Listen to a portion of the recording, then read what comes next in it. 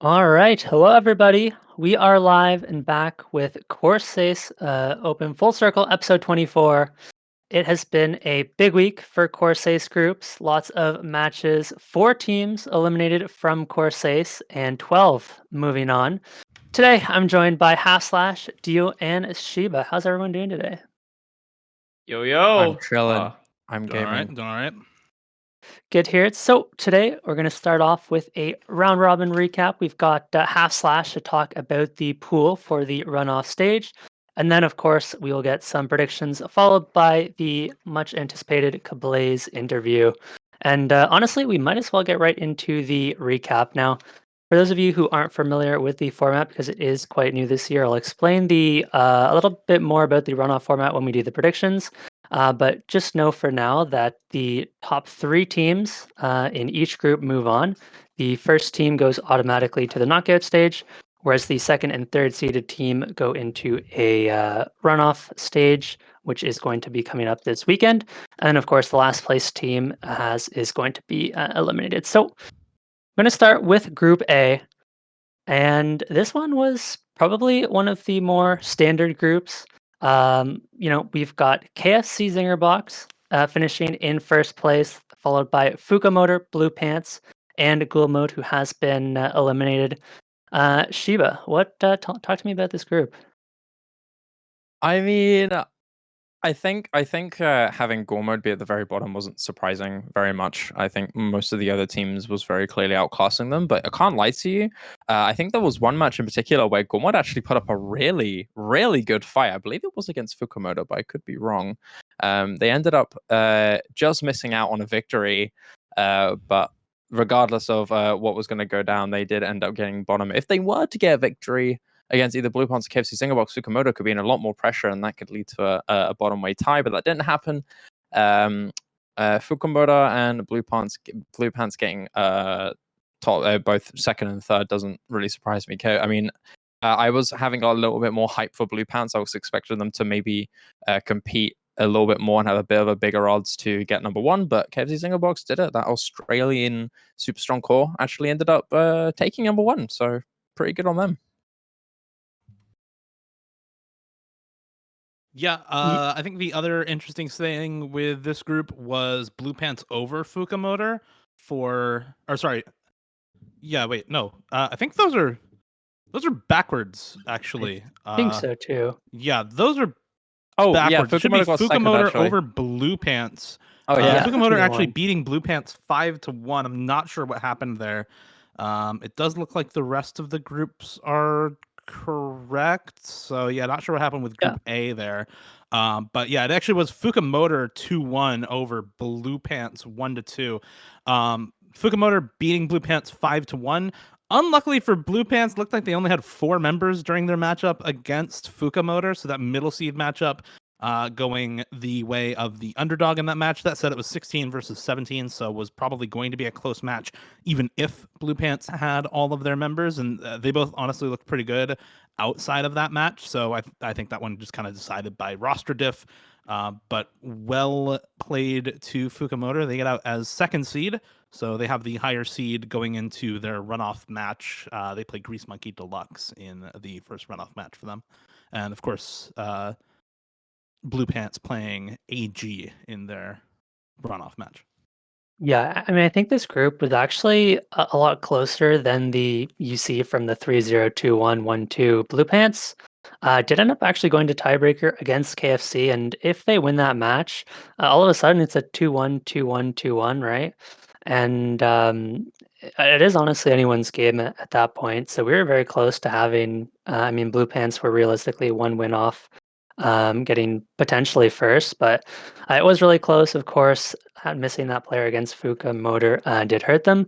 But KFC, I think, had the lowest differential of any first seeded team with only +9, I want to say. So it was actually a very close group. And KFC, I think, are going to be very, very happy, of course, to not have to play the runoff stage because that could be very scary for a couple teams with this group. But this was also one of the most kind of clear-cut groups, right? We've got the 9 seed, the 16 and 17 seeds in Blue Pants and Fuka, and then the bottom seed of the of the group stage in ghoul mode. So this was a very kind of expected result, and it was just a really rough group for ghoul mode. They definitely weren't the worst team in the group stage, but in a group like this, I don't think there's a whole lot they can do. I mean, they did bring KFC to TB as well, believe it or not, that 1 seed. So there are a Yeah, few potential upsets there. It was close. I was about to mention that actually. I mean, the one team that Gormod actually nearly beat and gave themselves a point on the board was actually KFC Zingerbox. The other two matchups, I believe, were 5-0, 5-1, very Mhm. one-sided. But the actual top team in that group was the one that Gormod put up the biggest fight against. So, yeah, no, safe to say Gormod had some huge potential. It's just an unfortunate situation. And for Blue Pants to lose probably one of the more important matches in their group against Fukumoto, to maybe secure themselves at 3-0 and missing a player is just super unfortunate. So this group, I think, was a lot closer than we definitely thought it was going to be not last week. I think it was a surprising group to say the least. Yep. Then in Group B, this was a fun one for sure. We had Starbound at 3-0, and every other team tied at 1-2 records. So Rubber Conquest and Ice T Chikoi do end up moving on just off of the map differential. So I believe the leftovers were behind by two map differential. So you know this one is another one that could have very easily been flipped on its head. So the leftovers, if I'm remembering correctly, forfeited against Ice T, and that was a massive point differential swing for Ice T, right? So if leftovers actually beats um, Rubber Conquest by one more point, they move on over Ice T. So that's pretty tragic for them. Yeah, I think one thing that we hadn't talked about previously was how impactful forfeits are. There were a few forfeits here, but that straight up just smacks you with a 5-0 is very, very brutal. It's not like a 1-0 or kind of just a win, no map differential. It is straight up like 5 maps to one team, 0 to the other, which can be really brutal if your team ends up coming back later on. But having a tied record and losing it in map difference because of that single FF, that could be really, really rough. And I think maybe one or two teams suffered from that long term.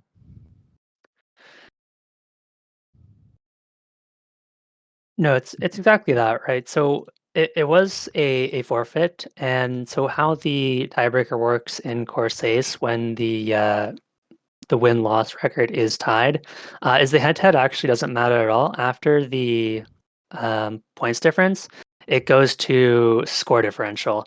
And if you look at the scores between these teams, you don't count the FF, of course, but Leftovers had a huge advantage. They were winning their maps by a lot more, whereas Ice-T in their matches, I think we're losing pretty badly. Yeah, 5-0 and 5-1, taking 1 point in their other two matches. So, if, of course, Leftovers did take one more point off of Rubber Conquest, they're just through. And this is actually a very strong team being eliminated here. Demonical, Karochi, Zhongwu, Painted Koala, Invoker, and Lucrece. That is, I mean, coming into this tournament, right? On paper, that's a team that I feel like most of the time, 90% of the time, you probably bet they're gonna make it to I would bet on that team to make it through the runoff stage. It seems very strong, so that is, really unfortunate for them, but that's what happens when you FF, sadly. Yep, that sucked. So on to Group C. Yeah.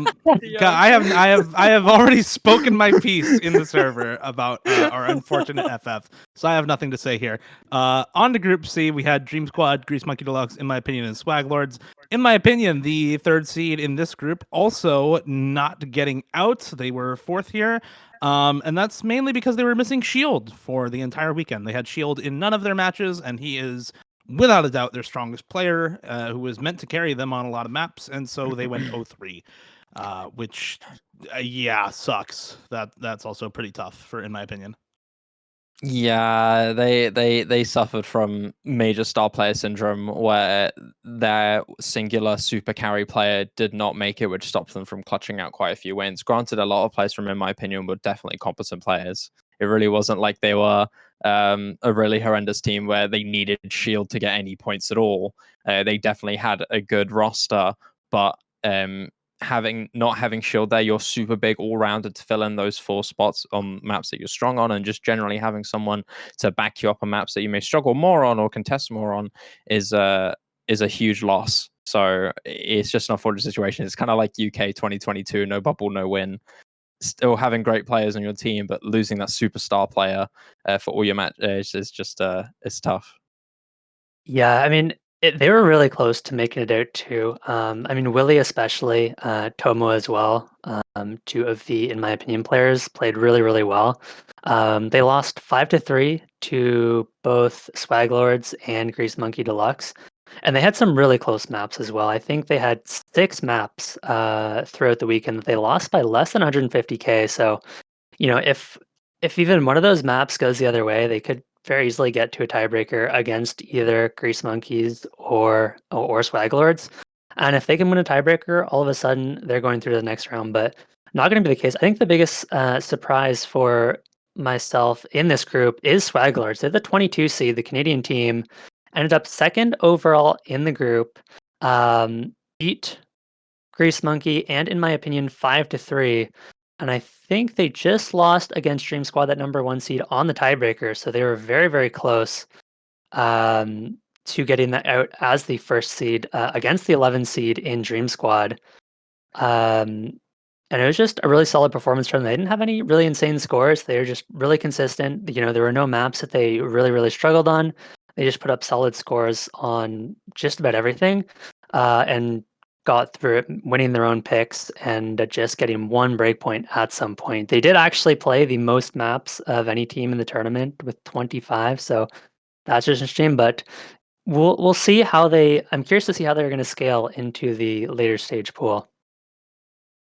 I think what made the matchup between Dream Squad and Swag Lords so close and so impactful was that both of them had very similar rosters where they both had very strong mechanics and speed players, which made a lot of maps very, very close and very, very contested. It ended up being a late stage situation, which led them to really duke it out and decide that winning spot. And the tiebreaker consistency is what mattered the most there, and that gave Dream Squad the win. But having both of them be really strong mechanics heavy teams, having both really good speed cores is going to make those speedy maps and those mechanics heavy maps a lot more close and a lot more intense, which can lead to quite a few surprise wins and some pocket picks that most teams normally wouldn't go for. They wouldn't go for normally, leading to a victory. Dio, I think you're breathing into your microphone. Are you okay?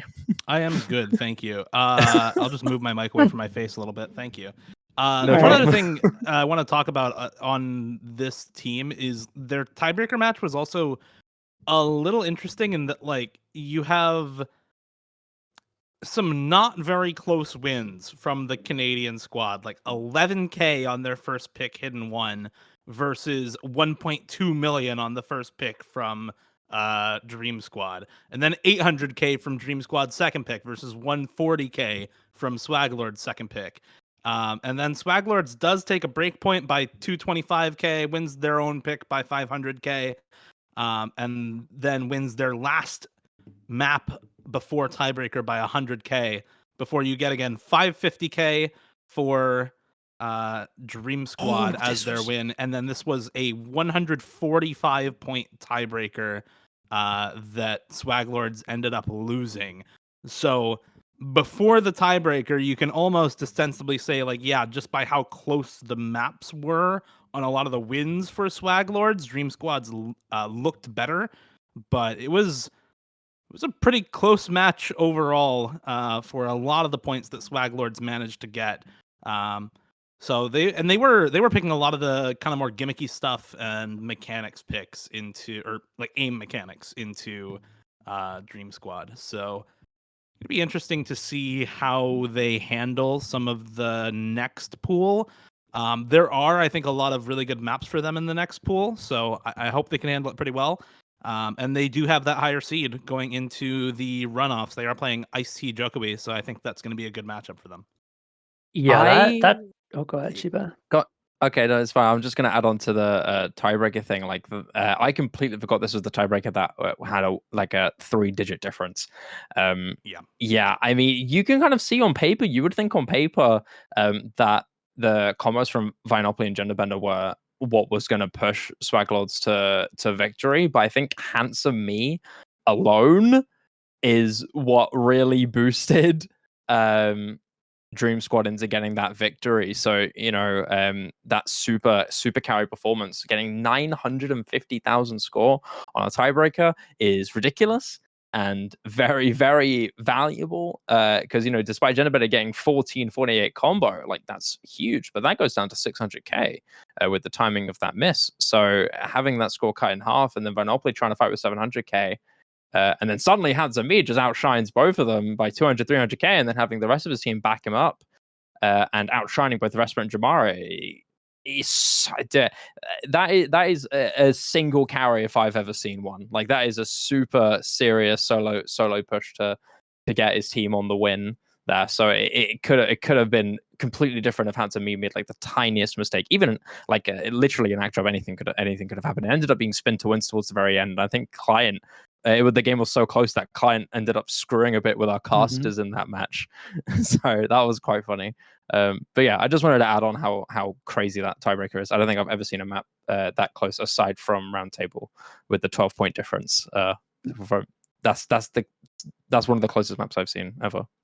Yeah, no, I think Dio and I were commenting that one actually. The spinner battle at the end was insane. It is definitely worth watching. If you haven't seen it, the VOD is on the Corsace YouTube channel, so feel free to go check it out. It was a banger. But the last thing I wanted to mention before I move on to the last group is that Dream Squad, despite the close match against Swaglords, like you said, they actually looked incredibly strong. They had some very impressive scores. They had 4 million on the free mod 1, 4.2 million on the DT2. And Dream Squad is going to be one of the scarier teams in runoff, I would say. They just looked really, really strong throughout the tournament. Very close match against Swaglords, but again, they won their own picks by quite a lot and were pretty close on the Swaglords picks. So they're a very scary team in future rounds.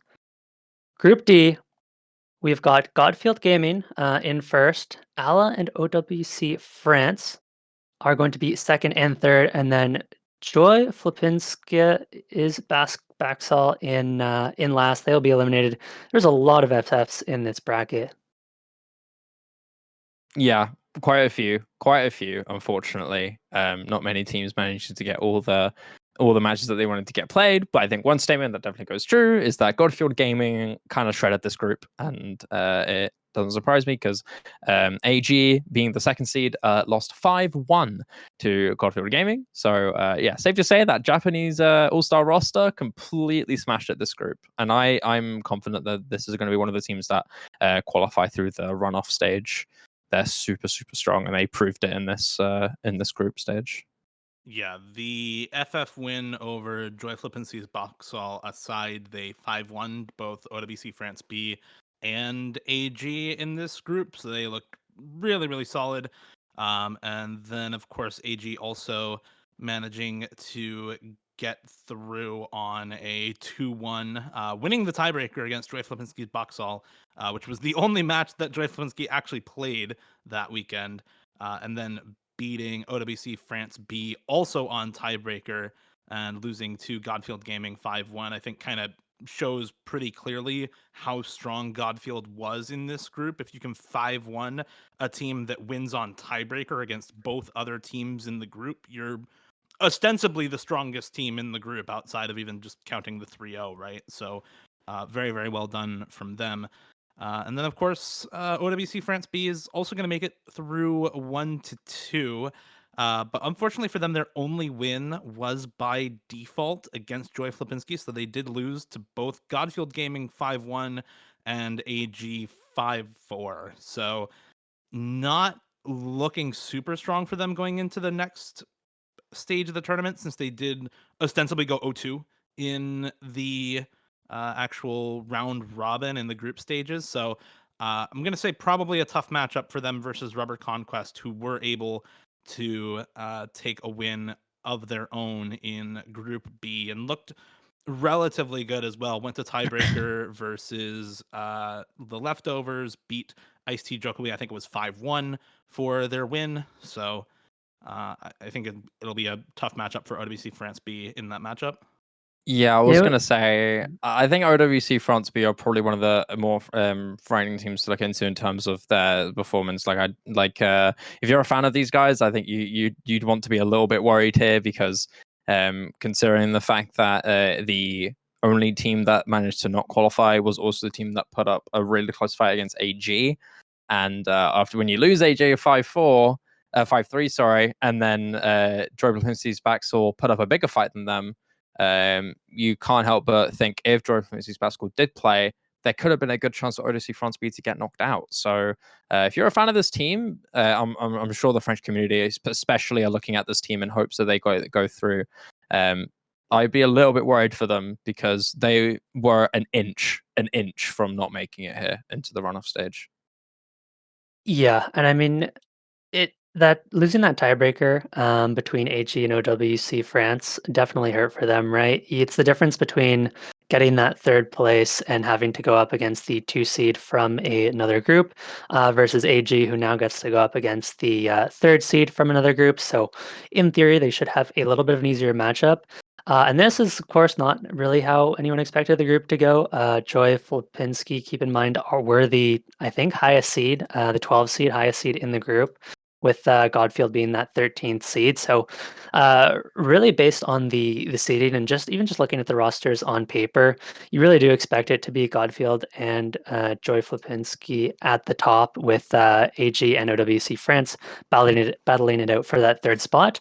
But of course, with the FFs, OWC France B does squeak in. And so I think they're going to be pretty happy with that.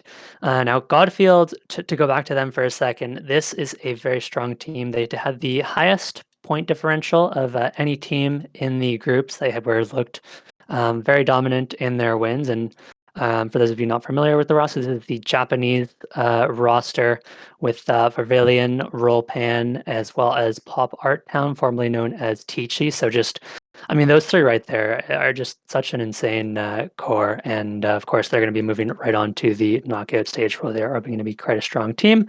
But otherwise, I did find it a little bit funny that Joy Flipinski showed up to bring AG to tiebreaker, almost ruin their group seeding, and then just disappeared for the rest of the weekend.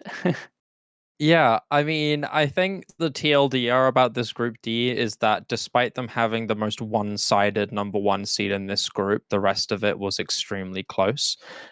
Lots of alternate possibilities could have happened. But yeah, that's kind of the TLDR. One very one-sided Godfield Gaming taking number one, and the last three really duking it out to really fight. Because you can see all three of these teams potentially getting through. I think Joyful Missy's Baxel was one of the biggest letdowns in this group stage, just full stop.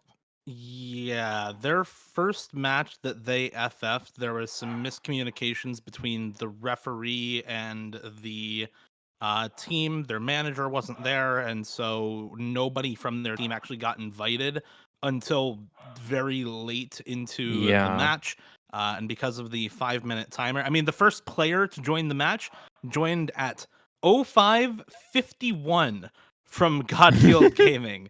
And then the first player from the other team joined a minute later at 06:55. So neither team was really there on time and ready for the match, I think, because of the miscommunication between the referee and the players. And that ended up with a win by default for Godfield Gaming because Joy Flipinski didn't have anyone there at 05, which was pretty tough for Joy Flipinski, that's for sure. And I think Yeah. is a big part of why they FF the second match as well. So they definitely didn't have the weekend they were hoping for. I guess kind of luckily for AG and OWC France B, because they do make it through instead of Joy Flipinski's Baxall, but definitely not the weekend they were hoping to have. So yeah, bit Yeah. tough for them. And I think. yeah, Oh, sorry. Go on, Dio. Go on, Dio. I don't know if you were saying anything else. no, go but ahead. I was just gonna add to. I think the one of the FS from this team caused a little bit of debate about the formatting and strictness of the match rules of entering the match and lateness and whatnot. I believe it was like a 5-minute thing, which a lot of players deemed to be very, very a bit too close and a bit too strict. I know. I think that's caused a little bit of debate amongst the teams on whether that would be considered for a change, and maybe we'll see that change later on, and maybe give some teams a little bit more freedom. And hope that we don't see another situation like this team, because it is unfortunate. It is a big shame to not be able to see them potentially put up a much better group performance than we've seen, because these guys have huge potential, like crazy rosters on this team. Yeah, I don't know. I don't know why there wasn't a bit more lenience given when both teams were really late to the match. But that's what ended up happening. So yeah, And yeah, yeah, it is tough for them for sure, especially when, and I mean, again, just looking at this roster on paper, you've got Arco, Twilight, Skylar Rhythm Game, Fejlin, and Rundy. This is a team that, going into the group stage, would have been expected to compete with Godfield Gaming for that top spot, and very possibly, had they been able to do so, go straight through to that knockout stage. So, a lot of missed potential there, but I think that is going to be it for our group stage. We are finally going to let Half Slash talk. We've got the map pool and the runoff map pool that Half Slash will be talking about. Take it away. Tell us go about Harvey. tell us about this pool. It's your time. It's your time to shine, King. Go, pop off. Oh, Harvey. Harvey, you're muted. You're he muted is on muted, Discord, fixing his Harvey. cam. All right, there we go. All right, Okay. yeah, there we go. Okay, I just had to he's fix here. my POV. So, but yeah, awesome. Yeah, so I'll just get started here. So, a couple things. This week, trying to work in a little bit more of the process and thought. So, you'll see some weird colors that I'll explain a bit, since it'll show up in images of stuff going forward. And this week we actually have a point of reference to compare against. So everyone who has played the everyone who is playing the runoff this week has played the round robin last week, so it makes sense to do a bit of comparison between the two pools. So, without further ado, I'll just kind of get started. I don't know what magic is going to happen to my left here, or right, but yeah. Anyways, okay, Okay. great. So we have a couple maps. I'll explain the color coding in a moment if you can't read. But Nomad 1, this is a fast aim Nomad 1. So, in the past we have this has been worked. Usually see this later stages where it's like the BPM creeps up. And as a result, it's a bit harder to push difficulty. So this time we're aiming for like a much lower target pool, like a 6.9 star average difficulty. And so this is why the Nomad one's like 7.2 stars. So it's like to compensate a bit for the BPM, because a faster aim means that you need less distance to get the same amount of star rating. Blah blah blah. So as a reference, yeah, that's where that's at. So Nomad 2, this one's a bit of a this one's a pretty stark contrast to last week. This one, whereas last week's focused a lot more on aim control as a means combined with high spacing, resembling more of like a tech stream map. This one has aim control / reading in the streams, in the sense of like if you played a Mazarin / LMT map, you know what I'm talking about. But the spacing is overall much lower. You don't really see like as high of a flow aim requirement as the last one. As a result, this one focuses more on, all right, can you play 200 BPM? If you can play this map. And then it's just like don't shit miss. But otherwise, it's more focused on that. So Nomad 3, this one is again in contrast towards last week. This is a bit of a this one's a more flow aim oriented alt map. It is being called the most Corsace map in the pool. And in that sense, it's got like lots of weird angle, micro movement, overlapping streams, lots of stuff like that. Nomad 4, this one is kind of your standard like tech map, I'd say, but this one focuses more on finger control by sliders. So you'll notice like yellow tick sliders, lots of different varieties that are kind of appearing in this one.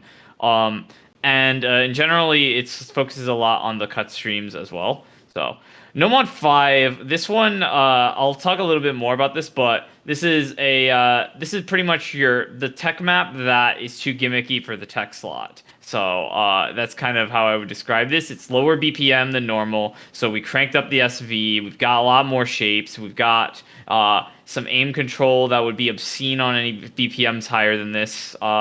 Yeah, there's a lot going on here. I'll talk a little bit more about that in a second. Hidden one is this is a triple map, triangle triple map. If you played like YFBMP, Usomi type of stuff, you know what I'm talking about. These focuses a lot on that and has a bit of a density factor.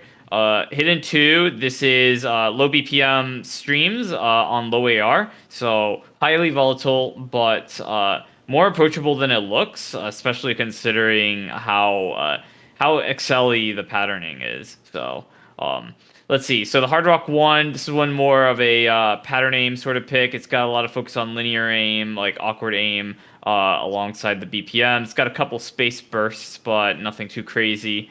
Hard Rock 2, this is basically what I would just refer to as Mars for the wider audience, basically. So it's like an alt map with finger control in it. It's got various different snaps. There's 1/3, there's 1/6, there's 1/5. Like there's all kinds of stuff, but none of it when you convert to the actual BPM, like 1/4 equivalent, goes to 200 BPM. So no speed gate, all finger control, all flow aim, like snap aim, mixes, lots of stuff like that. So multi-skill precision in that sense. Let's see. DT1 is this one's like lower BPM 10.3. Something that you don't see too much of. Maps like these you always have to usually seek out if you want to go and play lower BPM 10.3. So 225 BPM, but otherwise very straightforward. Anime jumps. Very reminiscent of the like 2014, 2015 style if you're a fan. So cool there. DT2, this is again throwbacks, old style, made by two old style fanatics. This is your speed focused DT. Last week there wasn't really one. This week there is one. And this one focuses more on isolated long streams. I know there's streams there that go up to 17 notes. There might be one that goes to 32. Don't remember. Either way, it's like long isolated streams at the low end of the speed BPMs. DT3, this is very similar to Scub Domino's maps last year as well, where you had this like 160, 170-ish DT map aim control. And this is kind of that to kind of contrast from last week's, which had aim control triples in the higher BPM with some finger control from the 1.6. So this has also some 1/3 sections that have a bit of like awkward aim, fast aim sort of stuff. Free Mod 1, this is like speed tech. It has some slider aim, it has some aim control, and it's at a higher BPM that people are used to playing these things at. In particular, it's at like 210, 215, something like that. So higher end for sure. And then you have the Free Mod 2, which is like linear aim, AR8, lower BPM. It's small CS. Low AR aim map. Nothing too crazy there. And then the tiebreaker is Ryusei Aika Special. This is it's got your fair share of streaming mechanics combined with some reading, some sliders, like finger control induced from those sliders, etc., etc. Lots of wacky stuff in that tiebreaker. So that's the actual pool rundown. As far as the colors, so on the top we have the legend here. So this is actually referring to how these maps were conceived, how this pool was built. So the way we built these pools is that we had a couple of the main things we had to do is we had to allocate space for custom songs, and we also had to build the pool essentially from quote unquote existing maps. Not really existing maps because we were full custom. So instead, it's like we had some mappers decide they wanted to do something, and then we put their maps into pools based off of that. So last week we only had 3 of those where they made a map and then we put them into that round. This week we had a lot more that it's like, okay, they made maps and we put them into this round. So the fast aim Nomad 1, that's Kudosu. The fast aim Nomad, or rather the aim control Nomad 3, that's, but that's Melvoin's. And on Nissan, Scub Domino, Arrow, Ica, like they were all the original maps that everything else in this pool was based off of. So then we go to the next one. So of course, and then of course we had to block off a space for the LMT map because we didn't know that LMT would map it yet. We didn't know. We just knew that what the song was kind of gonna be like. Then we have the sign up workflow. So this is basically we put out the specs for all the maps that were not already made, and we just put the specs around those, and then mappers could decide if they wanted. So this pool, I guess the specs weren't very popular. Only 2 of them were actually selected by mappers. So 2 of them applied and made maps in this way. And then we have the assignment workflow. So anything that mappers did not pick themselves, we went and found mappers for. So we went and found 5 of them. So that's kind of what you get in this pool. Obviously, we ask for certain things, but mappers tend to add their own flares to things when they're not told, hey, don't do this. So that kind of explains that result. And in contrast with last week, I can go in a bit more depth. So I think the first thing to address here is aim. So you've got Nomad 1, Hard Rock 1, and DT 1. So DT 1, more or less the same sort of thing from last week. This one is a bit less approachable just due to settings and BPM, but for the most part, the same. I think this week you saw Nomad 1 and Hard Rock 1 kind of swap split spots, where last week's Hard Rock 1 was on the fast side. This one is on the lower BPM side, but more pattern aim focused. And it's kind of been like the almost perfect swap where, this Nomad 1 is on the faster side and it's taking the Nomad 1 slot. As far as streams, so last week's DT2 was lower BPM than you'd normally expect in that slot. And this week's Nomad 2 is like on the higher end of what you would expect, both kind of filling that like flow aim stamina hybrid role. And then this week we actually have some speed in the DT2. This was I'd say this DT2 I think is closer to the Fremod 1 from last week. The Fremod 1 this week has a bit more aim control. It's almost kind of blended from like I think it's like if you look at Nomad 2 DT2 Fremod 1, that kind of gives you the idea of like how things have been rotated around, where they're kind of occupying similar spaces to last week, but at the same time not really in a lot of ways. So hopefully that will give you guys a bit of that needed variety. And then we talk about the Nomad 5, Nomad 4 sort of stuff. So last week's Nomad 4, all sliders. This week's Nomad 5, basically all sliders. Last week's Nomad 5 was like aim control, and then this week's is also aim control as well. This week's Nomad 4 is aim control. So it's a bit of a swap. It's also different types. So again, this like Nomad 4 is like your typical tech aim control, focused on the streams, mixes in some finger control via some of the sliders, but otherwise contrasts quite a bit from the one you had last week.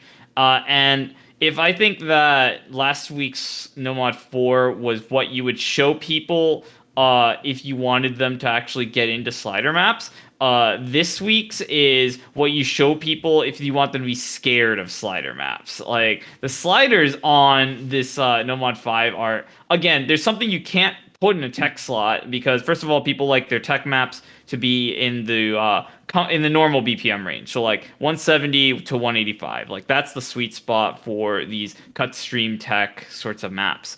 And then it's like this one, it's lower BPM. So lower BPM, of course, lets you get more sliders. Already said this, but just kind of repeating that. And some of these sliders get kind of insane. Like keeping up with the ticks will be kind of tricky. And even if you try to cheese, like you will still like have to be wary of that. It's just a lot to process on the screen at once.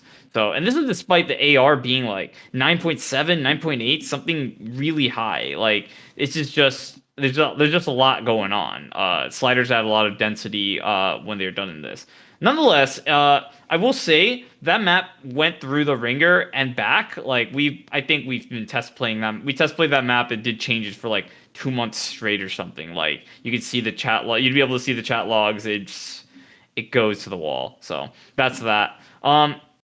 And then I think in terms of the rest, it's more or less what you'd expect. It's like, okay, we want to do the like low BPM density stuff again, but you can't do it in the same way. So last week's was swing and flowy, and this one is not swing and it's snappy. So I mean, I don't know what else you want there, but variety is there. And yeah, I think more or less that covers it. I mean, Fremont 2 similar is like Fremont 2 Hidden 2, it's like they're always like dueling tigers. You have to have like one of them is gonna have more flow aim focus and one of them is gonna have more like jump aim focus. And this time we also tried to ask for the like jump aim focus with the Fremont 2 that would lend itself more towards challenging hidden. So it's always nice to see that.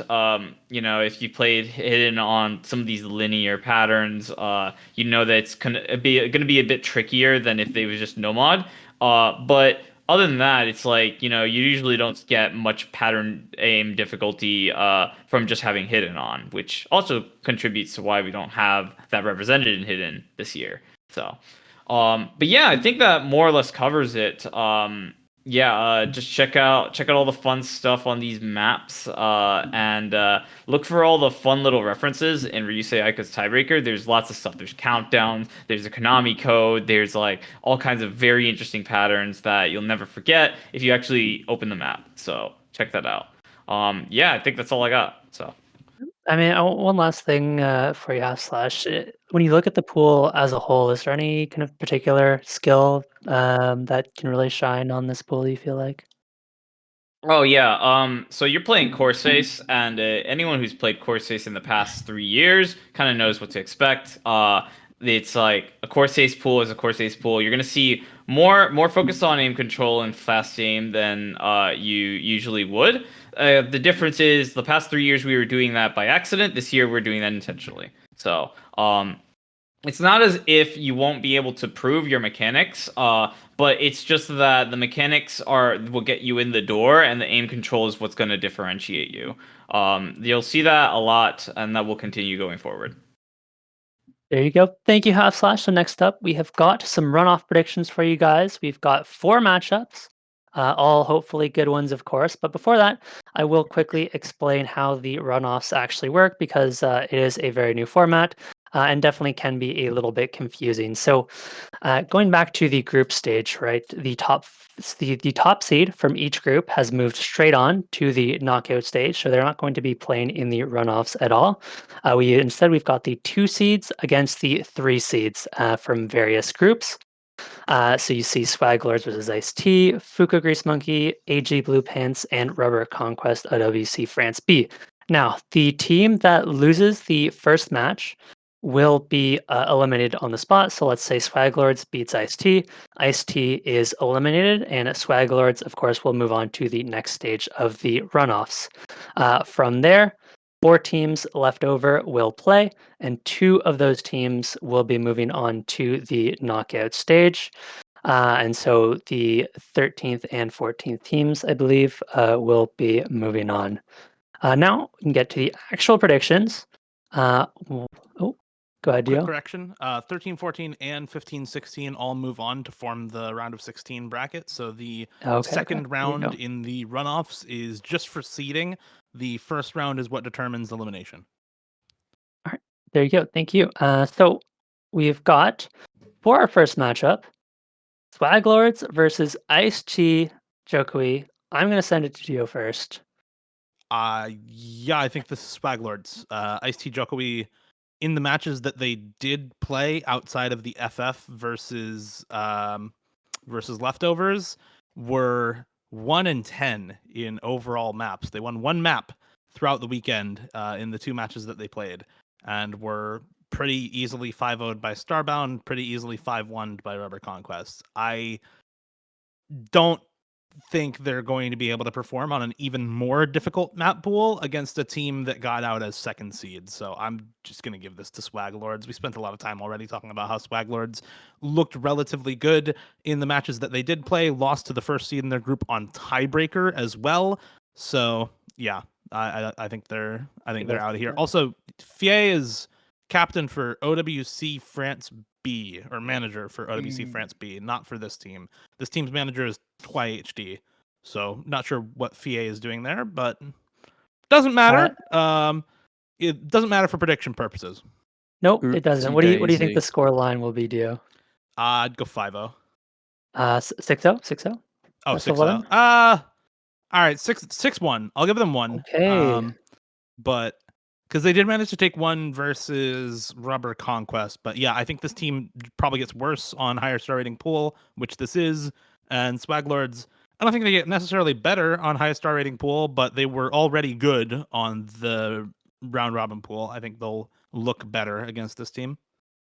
Yeah, I'm not quite so generous as you. I'm gonna have to go 6-0 on this one, largely for a lot of the reasons you've already mentioned. And just looking at the actual matches they played, it felt like there were quite a few maps that they just could not find a fourth player to get more than 200k, which you cannot afford to do against this very consistent Swaglords team. And then I think there was one map is probably the HD2. Or no, maybe it was the precision map. Yeah, it was the precision map where they only had one player that could actually play the map, and everybody else was at around 300, 200 K. And I think those problems just get amplified so much more on these later stage pools. So this is probably going to be our most one-sided match of the runoffs bracket, in my opinion. But you never know. Yeah, actually, I'm changing to 6-0 also. The one map that they were able to win, they won by less than 15,000 points. So yeah, I'm also go 6-0. Oh, devastation. All right, Shiba. Sorry, dog. I don't think I can improve any odds or good juju for this team. I think Swaglords just take it. I mean, on top of that, just to emphasize how dominant Swaglords are most likely going to be in this matchup, is that these guys are quite good in terms of skill cap. When you're a mechanics heavy team, the skill cap is going to help you. Maybe not like towards the very, very end. Those are saved for the best of the best. But in this stage, especially, like these guys are just going to thrive even more on their strengths. There's not going to be any leaning room for IC again, 6-0 for Swaglords, maybe 6-1 if IC get a good map on this pool specifically. But I think Swaglords are super good, so I'm going to be a little extra generous and make it 6-1. But still, Swaglords are going to probably steamroll this. There you go. We got 1 point on the board. It's better than 0. You take what you can get. You're welcome, bros. So You're welcome. There you go. Thank you, Shiba, for that. We're gonna move on to Rubber Conquest versus OWC France B. Now these are two teams that are actually fairly close in seeding. The 15 against the 20 seed. Of course, OWC France B did finish third in their group, but did just miss out on second place by one tiebreaker. So actually quite a close one there. And this is one I feel will be a little bit closer at the very least. OW France has had some good performances. They've looked good on the free mods. They've looked good on the DTs. But Rubber Conquest is also a very strong team. If we can get the teams on the screen there. At Cavoboy. At Cavo? At the streamer? Boy. We've lost Cavo. We've lost him. Cavo's gone. Okay. Okay. Oh. So take a look there's at these. There you go. So Rubber Conquest have looked really solid. I think they've mostly been running with the kind of core roster of Choa, Nusu, Zub, TFGE, and Chalk coming in for certain maps. And with that core, they've just looked really good. They took team The Leftovers, which is the Demonical Kurochi Jongwoo team, to tiebreaker. Very strong team there. And they beat Ice-T, the other team that in the previous matchup, 5-1. So they've clearly shown they can compete against some of these better teams, and I think they're probably going to take this one over OWC France B. The other reason for that is I think it's just a bad matchup for OWC France B. You look at the skill sets of both these teams. Rubber Conquest has looked great on the free mods. France really likes the free mods and the DTs. So I think France probably takes the DTs, but I think Rubber Conquest is slightly better on the free mods and probably take those. And that's the other thing that France has gone to find their points in the group stage. And so I think it'll be 6-3 Rubber Conquest. I'll send it to Shiba next. Yeah, I'm not sure OWC France B have quite a bit of a stranglehold on the mechanics. I feel like Rubber Conquest have quite a good team in terms of the mechanics, like you mentioned earlier. Still, OWC France B not gonna completely full on disagree with you there. I think these guys do have a competent lineup for mechanics, but I think Rubber Conquest with their 3-person core alone of Zubs, TFG, and Chihuahua. They're competent. I think they can definitely put up a much closer fight. I think OWC France B more have a leaning strength towards the hidden and the reading gimmicky side. They're not a super good reading team. They're not super OP on it, but they do have some notable players. They have quite a few good hidden comfort players as well, like Musty, Fie in particular. I can see them performing relatively well on reading specifically. They've Fie done can't good play, note, because they are a before. manager. They cannot play. Yes. Oh wait, why is Yeah, Fie same also in for- the? Oh, Yeah. Oh no, that's very Fie can. unusual. Yeah, wait, never mind. They're Yeah, a player Fie- and Fie manager. is a Okay, they're player. just That's listed it. twice. I got Yeah. baited.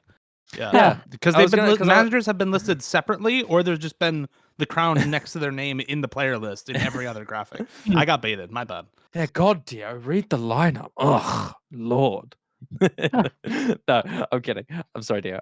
No, I think it's still though. I think Fie is very capable on that reading. So I think OWC France B have quite a good stranglehold on the hidden and reading in particular. But in terms of things like maybe the normal 2 or maybe the DT2, I think they have a relative competition.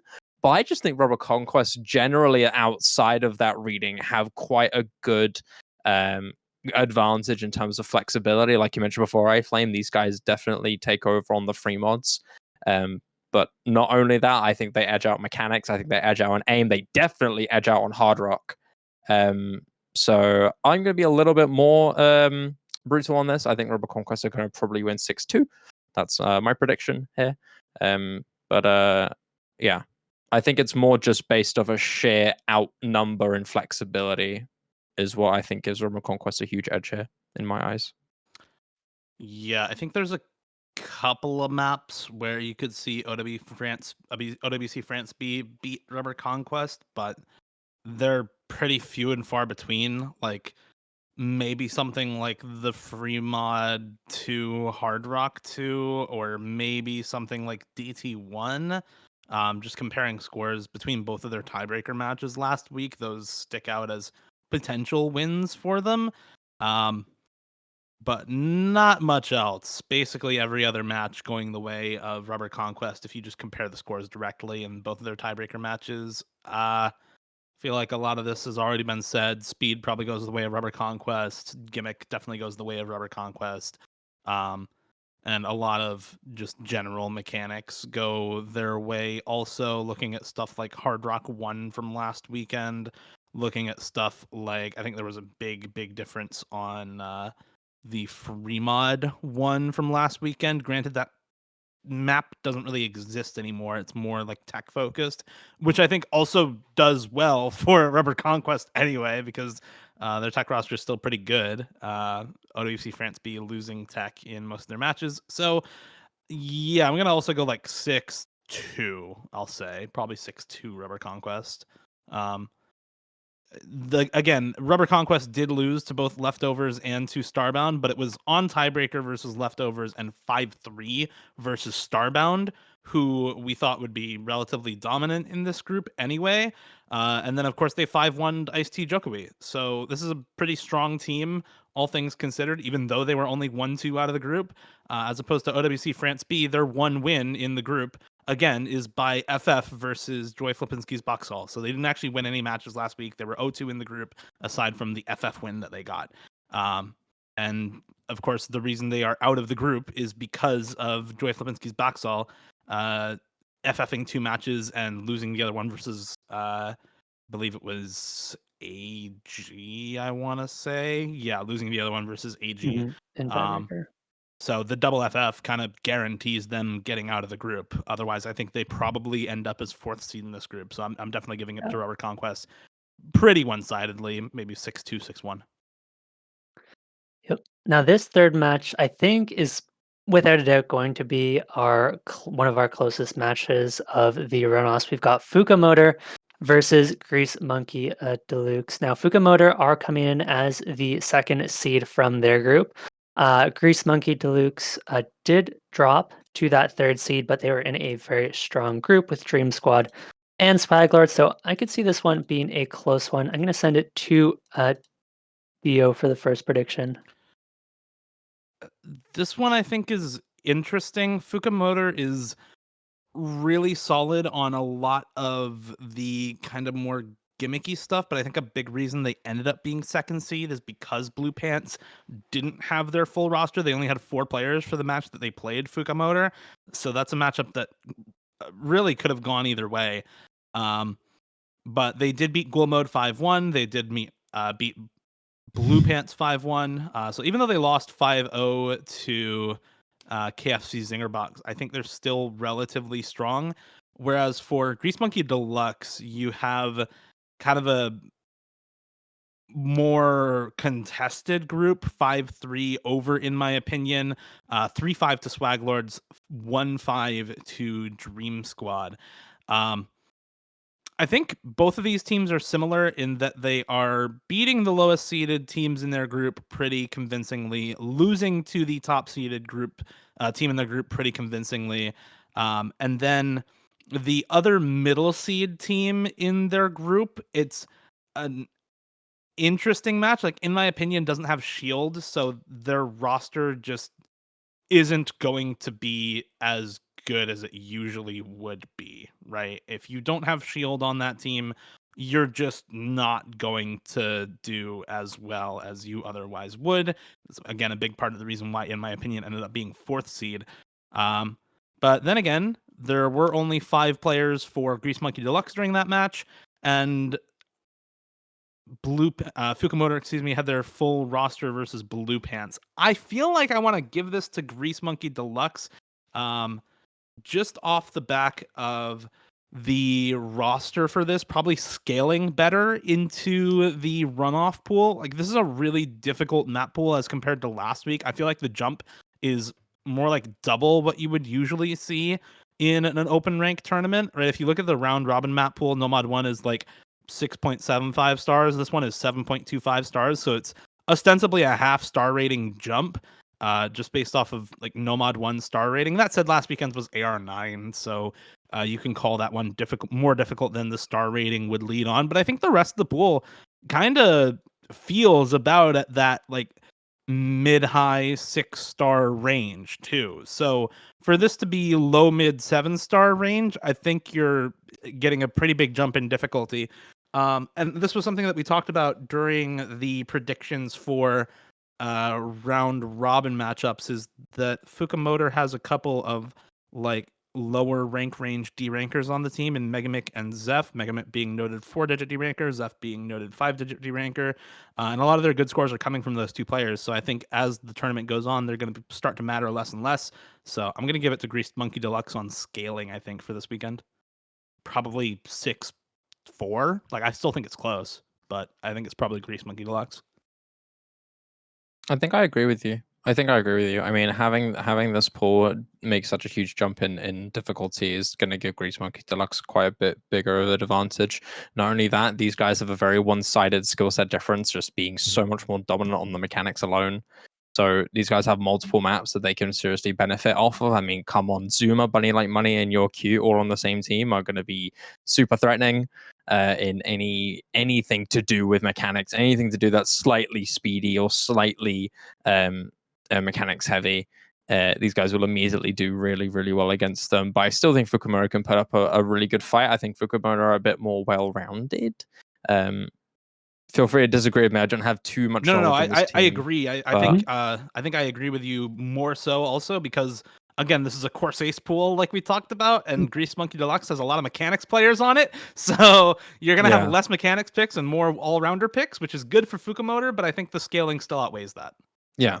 Yeah. That was the point that I was about to make, is that despite there not being super crazy mechanics picks because of how high how much high scaling this map is, just having players who are good on mechanics is going to immediately bring in a much better scaling game in there. And despite Fukumoto being quite well versed and quite well rounded, and just having generally quite a bit more tournament overall experience, I think Grease Monkey Deluxe do take it off the average star rating of the map pool alone, but really not by a lot. I kind of agree with Dio's scoreline of 6-4, 6-3. I think I'm gonna settle with 6-4. I think Fukumoto are gonna put up a little bit of a closer fight. 6-4 is my prediction for Grease Monkey Deluxe to win. Well, I can't have all of us agreeing on every single prediction this episode. That would just be no fun. So I'm gonna have to go 6-5, the Fukumoto tiebreaker victory. I think these teams have pretty opposing skill sets. Grease Monkey really likes the hidden, of course. Fukumoto looking really good on the hard rock. So we should see traded picks early, barring any kind of unforeseen breakpoints. And I think outside of the hidden and hard rock, there's enough picks that they're going to be able to trade their picks back and forth, especially with the pool, like you guys have already mentioned, being slightly favored towards Fukumoto's with all the aim control in this pool. And then, of course, it comes down to the tiebreaker. And honestly, I'm not 100% sure who's favored on this tiebreaker. I feel like that the tiebreaker could go either way if we were to play a tiebreaker, but for the sake of disagreement, we're gonna take Fukumoto's 6-5. Yeah, I think if we were to put them up against the tiebreaker specifically, I think Fukumoto take it just out of more well-roundedness, and on top of that, having a lot more consistent players generally. Not to say Grizz Monkey Dollars won't put up a fight, but I just think generally, if tiebreaker is to happen, I'm expecting Fukumoto to outperform them just a little bit. But I think Grizz Monkey Dollars are going to get there before that measure gets there, I think. Dio, you look like you're about to say something there. I am gonna say one thing. One interesting thing is that Fukumoto had the fourth highest average score throughout the round. And Grease Monkey Deluxe actually had the lowest average score throughout the round. That man. said, I still don't think it matters. I think they'll still probably end up eventually winning out just based off of scaling. But one thing to back up iFlame on the tiebreaker prediction is if this does go to tiebreaker, I think it's probably just a Fukumoto win. Like this is a 200 BPM ostensibly like stream tech tiebreaker. If you had to categorize it as like a type of map to favor a team, I know it doesn't really work because there's a lot of different types of stuff going on in the map, but I think it's definitely Fukumoto favored on tiebreaker for sure. So I think if it does go to tiebreaker, it's probably unwinnable for Grease Monkey Deluxe. And even then, I think like with how big the average score disparity was, like it was 660k average versus 516k average. So on average, 145,000 more score per player on every map for Fukumoto, that's a pretty big gap. I'm not gonna lie. Also, fun fact: Group B had the 3 highest average score teams in the entire tournament during the round robin. So fun fact there. But yeah, it was Fukumoto definitely have a good chance of winning this. But that's gonna be it for that one. We'll go on to the next match, which is AG versus Blue Pants. And I think this is our last match before we get to the interview with Kablaze. AG with Flames Terror, Pinkus, Koda, Suzuha, Wempress, and Wispy. Koda, their manager and player. Blue Pants with Kama, Almighty Door, Dingleton, Razorfruit, Gaby, C with Dingleton as their captain. iFlame, you start this time. Will do. So, AG versus Blue Pants. Now, these two rosters look very, very strong on paper, of course. Kama Almighty Door, Decaton, who has looked really, really strong. Razorfruit, Gaby, and Caleb. Um, they were actually the third seed, which was surprising to me. Admittedly, I really did expect this team to be one of the better ones in the group stage. But they did drop to Fuka Motors, who we just talked about had one of the highest average scores. They were just very, very consistent. But ultimately, I feel like I feel like Blue Pants probably take this one 6-2.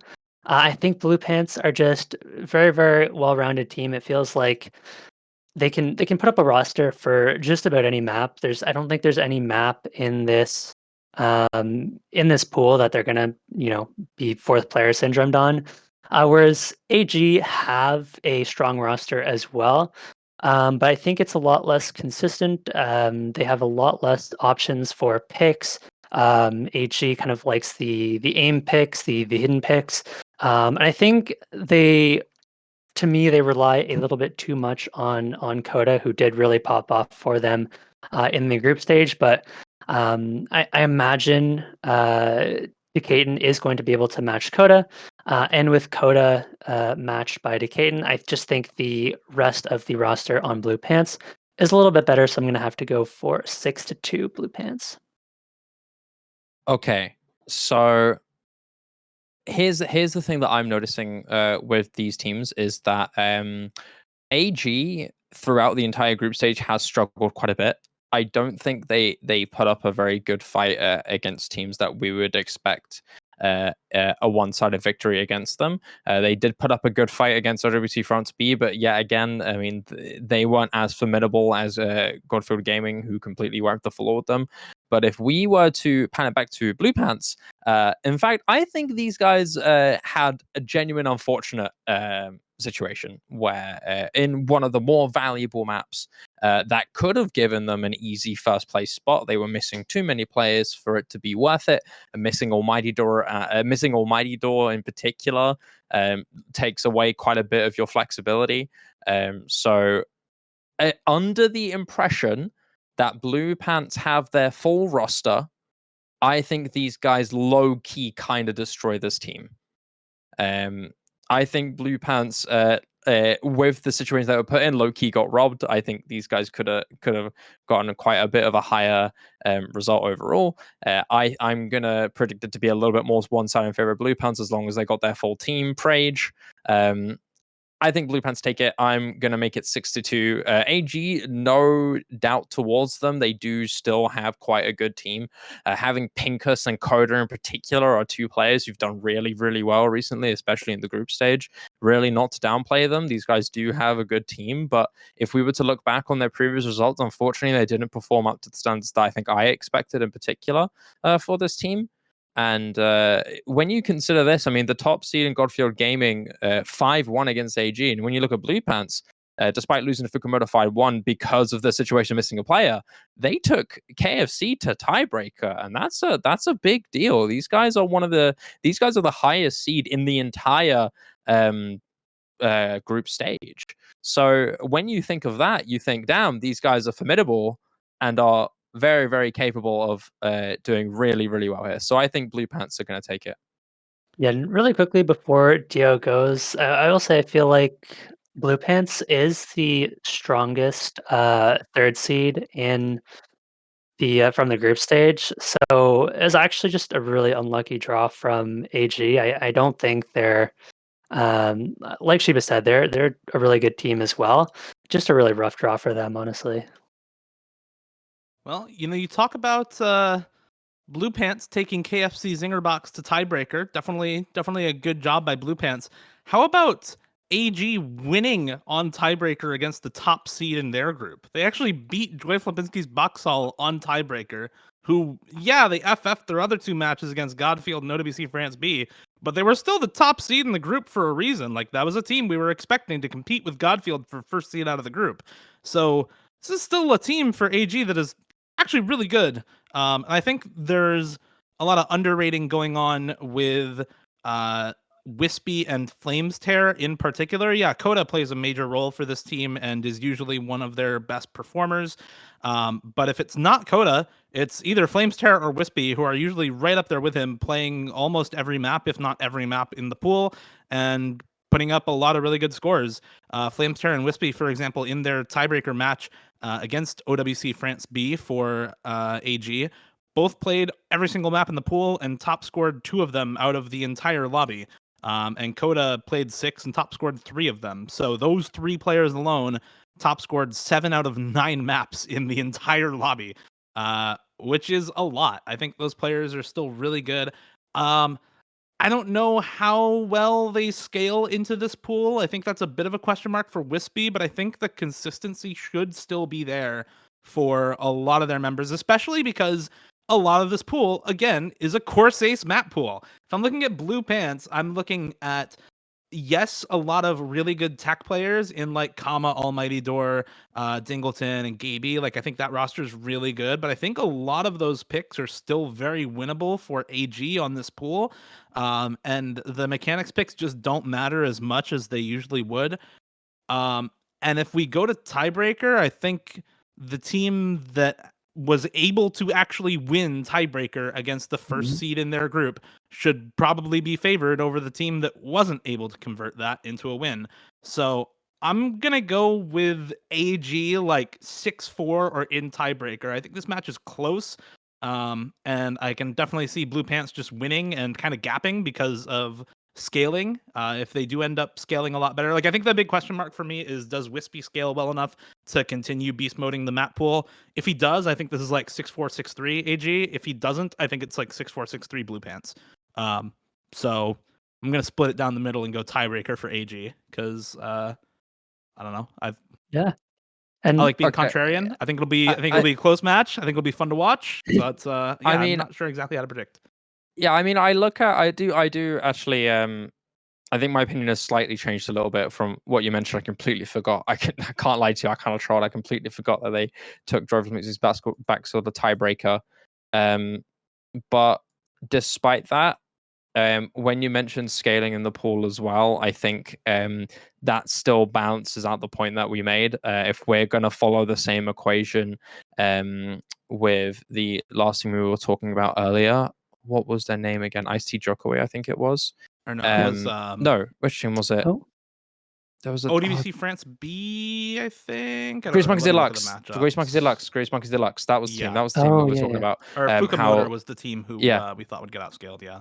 Yeah. So if we were to use that same mindset into Blue Pants, because I think these guys are the other really good mechanic scaling team. If we were to weigh that on top of it, it still balances out my point. Did I put a score down, guys, for I this think one? that's 6-3. For Gore.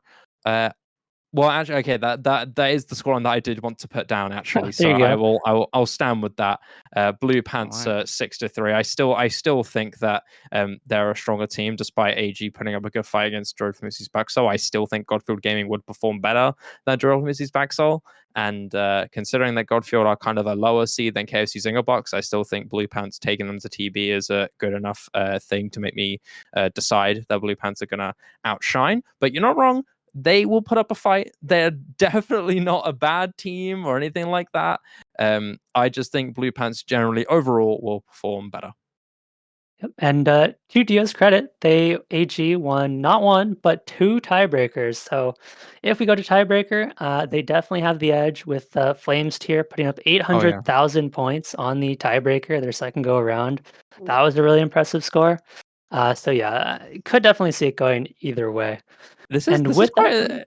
that, Sorry. Go, I'll no, just go finish ahead. it off. You go. This is quite a similar situation to the Grease Monk Deluxe Fukamoto situation, Yeah. where one team is very strong on the scaling and mechanics, and another team is a bit more well-rounded, but struggled generally a little bit more. So I'm it's a similar situation. I mean, as you mentioned, if this goes TB, Flames is just going to shred, and just generally our AG will take it. But I don't think Blue Pants are going to let them get to that degree, especially if they have their full roster. I mean, that's my final stand. That's my final point. I'm sorry for interrupting you earlier. 6-3 Blue You're Pants. good. All right, and before we go to the interview, I have to get one half/slash prediction. AG versus Blue Pants. Who's taking it? We don't need a score. Just give us a team. Harvey, you're muted. Every time. Harvey, you're muted and your camera's frozen. Where are you? Oh no. He logged off. He heard his name Guys, for no. for doing a prediction and he broke logged half/slash. off. He's The out. prediction He's was too gone. much. All right. Half-slash is gone. No. We've broken half/slashed. We're moving on then. Oh, rest in Well, peace, Half-slashed. Well, with that, out goes Half Flashed, and we welcome Kablaze to the stream. Thank you, Kablaze, for joining us today, and congratulations, of course, on making it to the runoff stage. How is the day going so far? Kablaze, you are muted. Blaze is Oh. also muted. Everybody's up? muted. What's going on? Welcome, Kablaze. Hey guys. Yes, welcome. It is great to have you. So you guys played 3 matches this weekend, which is a lot more than you'll usually play in a weekend for a given tournament. How do you go about preparing for 3 different teams, and did you adapt your strategy at all over the course of the group stage? I think I mean I don't think it's too much harder. I think one pool. It's nice. You're not preparing for 3 different tournaments at once. So,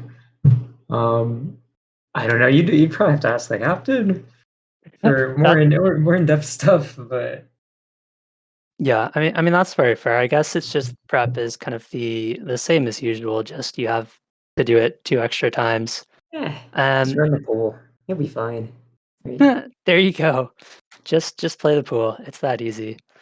Well, you've played in a bunch of Corsace tournaments at this point. You've been through quite a few versions of Corsace with various formats, and this year we've had some of the biggest format changes Corsace has ever seen. So I have to ask what you think about this year's format changes and how you've been enjoying them compared to previous Corsace formats. Yeah, honestly, I was really surprised. I didn't read too much into it before starting, but I mean, I think this is a more traditional take on tournaments in general, but Mm. it's almost like really consider yeah, like really traditional. Like because group stages, how often do you see group stages anymore? That's nuts. Yeah.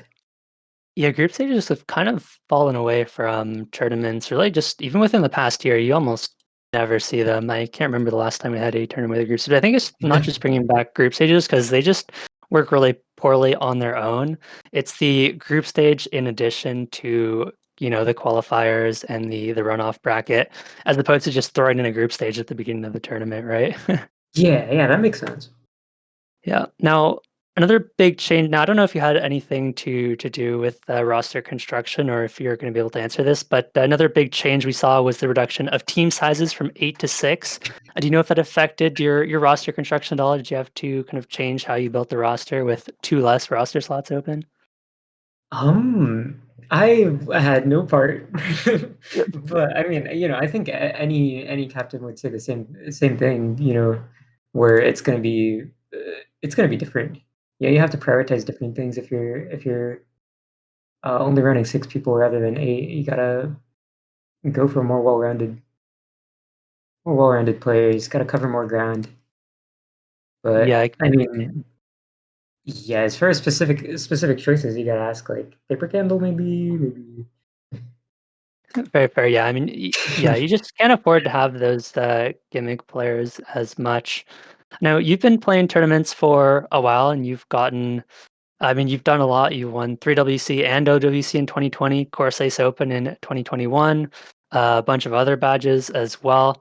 So I guess this is a bit of a two-part question, but if you had to pick one thing, would you say you enjoy most about tournaments? Is the first part to the question. The second part would be: has your mindset towards tournaments changed at all over over your years playing tournaments?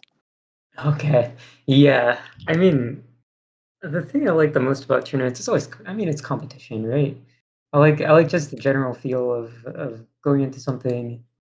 I think the pools, of course, the poolers and the mappers are gonna kind of make the tone of the tournament in general. Um, and that's pretty cool. I don't know. I mean, just improving bit by bit has always been nice. I think I'm approaching it a lot differently now because um, my ability isn't quite where it used to be. You know, um, Hmm. After like a couple injuries, it's like it's not as competitive of an outlook as it used to be. Kind of just have fun, play with some cool people, and try your best. And I think that's maybe how you should approach it. There's nothing wrong with being really competitive, but No, being competitive is can be a lot of fun, but it is also nice just to yeah, enjoy the tournament. Play with some friends, get some maps, and even if you don't when it's still good fun. Now, I know you play quite a bit of Taiko as well. I believe you're top 500 in Taiko. Are there any other rhythm games you enjoy or any that you want to try playing? Oh, I mean, I'd like to dabble in a little bit of everything, but Taiko, oh my god, Taiko's so fun, dude. It's all physical. It's I'd say way more engaging than Osu, just in a different way. It's hard to explain, but Y- Yeah, it's definitely a lot more kind of tapping intensive. yeah. It And is there's Have a all you ever lot. played? tapping. I have played. I'm not good at all, but yeah, I definitely got that there's like the tapping requirement and like the rhythmic ability is just way, way higher than anything standard, even compared to like the, traditional like finger control standard maps Yeah. are just nothing compared to Taiko. Yeah, standard Oh, maps feel almost like empty rhythm-wise. It's crazy. Yeah. I think one of the things with Taiko is that despite there not being an aim requirement, that the fact that it's pure tapping and that there's a lot more rhythms you can kind of abuse with Taiko is that you have to concentrate way harder. Like it's a lot harder to autopilot on Taiko than it is compared to standard. Would you You'd agree? be surprised, I think, because what you're doing is taking. It's the same thing as standard, where you take bigger patterns and you start reading instead of individual notes, you start reading whole patterns. You know, Mm. it's the same thing, but it's amplified, like way way more, because there are only so many combination of colors and rhythms in Taiko really that you see Mhm. in purpose built maps. Um, rather than like converts. I'm not gonna talk about that, but Yeah. yeah, it's definitely once you get to that point, it flows, man. It's great. I'd Yeah. recommend anyone to try it for real. Yeah, no, the converts in Taiko, if anyone wants to get into Taiko, don't play the converts. They're just a disaster. But Yeah, don't do that. Don't do that. see, my brain just can't handle tapping with more than two fingers. But that was pretty much it for us. One more question for you, Kablaze. Anything you wanted to shout out or anything you wanted to say to the viewers before we end it off? No, I hope we have a good tournament. I hope we have a good run. I hope everyone tries their best. I'm really glad to even be on a team this year. Really grateful to play. And thanks guys. Thanks for everything. Of Twitch.tv course, slash Kablaze. there you go. Twitch.tv/Kablaze_Shiba. Can't forget the underscore. Damn it, Go my bad. give Kablaze a follow. Once again, huge thank you for coming on, doing the interview Thank with us you. today. Thank you. Really appreciate it. And that's going to be it for us. We will be back Saturday at 14 UTC.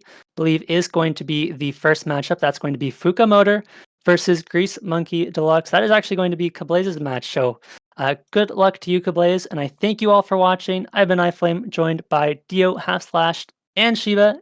Have a good one and take care. Bye bye, everybody. Good night.